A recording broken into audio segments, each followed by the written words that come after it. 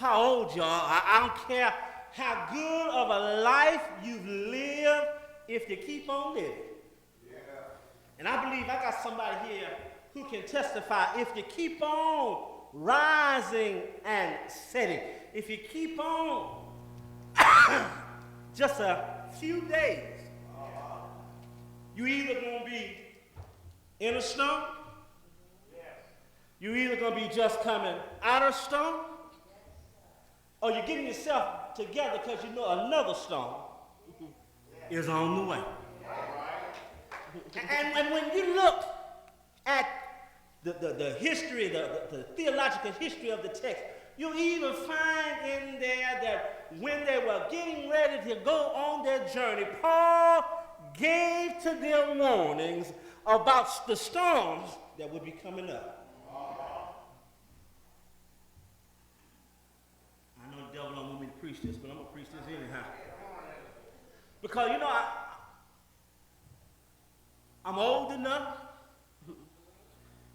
and I can stand here today and be truthful enough that as I've been down the road of life, there have been times when I've received warnings about the journey ahead. And just like these in the text, been hard-headed, too stubborn. And I know none of you all have ever heard this, this old saying, I'm grown.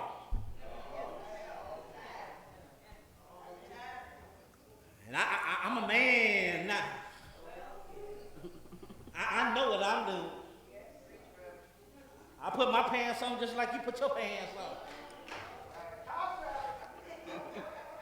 And have made my way down that journey, and the very storm that I was warned about was right there to knock me down.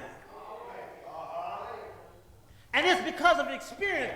I've learned, people will come and say that God will never let anything on you more than you can bear. But experience have taught me that God will sometimes let things on you can't bear. See, because I've come to realize and find out that in the midst of our prosperity, we lose our minds and praise God and then forget about God. But it's our problems that knock us down to our knees and make us get closer to the Master.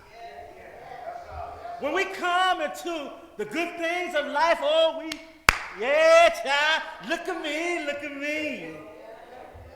But baby, it's the troubles that make you fall down to your knees and cry, Father, I stretch my hands to thee. No other help I know. If thou wilt withdraw thyself from me, Lord, whither shall I go? It's my problems that make me throw my hands up and say, it's me, oh Lord, standing in the need of prayer. And God allows our storms to come in different severities, different multitudes. Let me ask you something. Have you ever had a problem and you went to bed at night and the very problem that you thought was gone when you woke up the next morning, it was right there smack dab in your face? Have you ever had something that made you cry all night long and you figure now the night has come and child, I'm going to get a little sleep and everything will be all right because I heard the record say weeping may endure for a night, but joy come in the morning, and yet when the morning comes, seemed like I was still at the edge of night. Oh, you might not want to let me know, but I know that's the truth.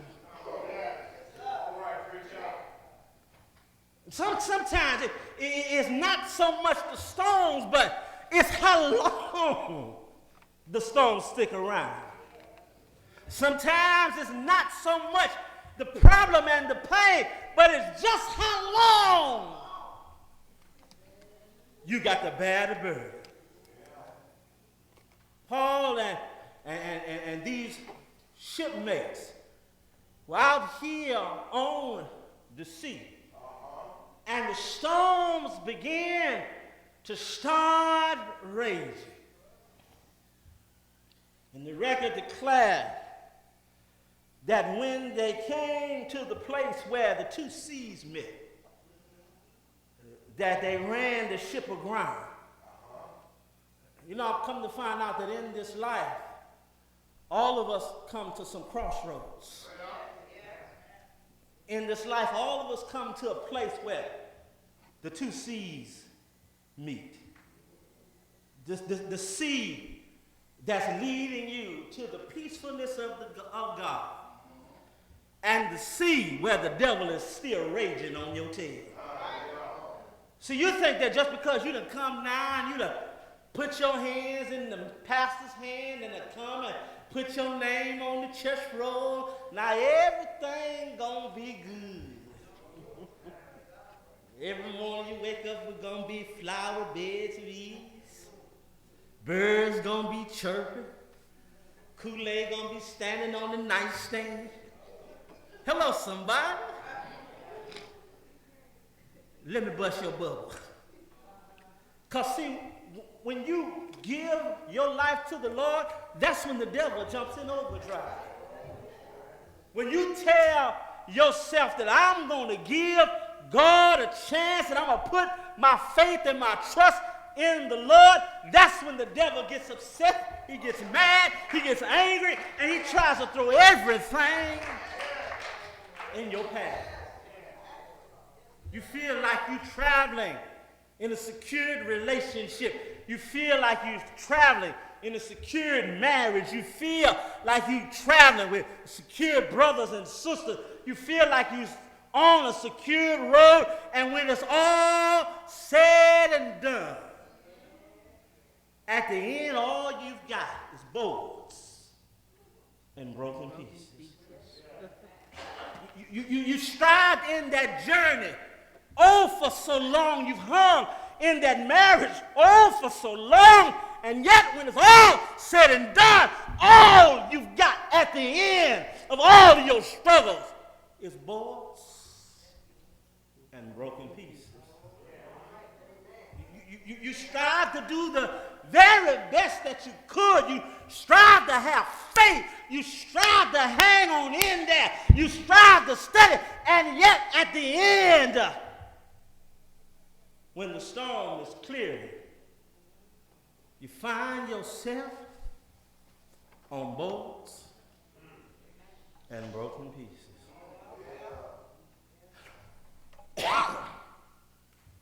But you know one thing that I've really discovered in the midst of all of this, my brothers and sisters?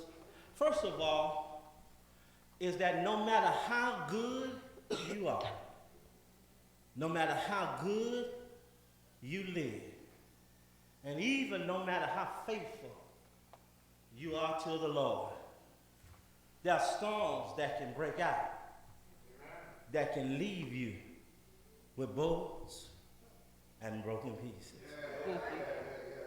I know, you expect us to get up here and paint it all good and paint it all nice, but the reality is that life simply doesn't work like that. Life has some ups, but life also has some downs.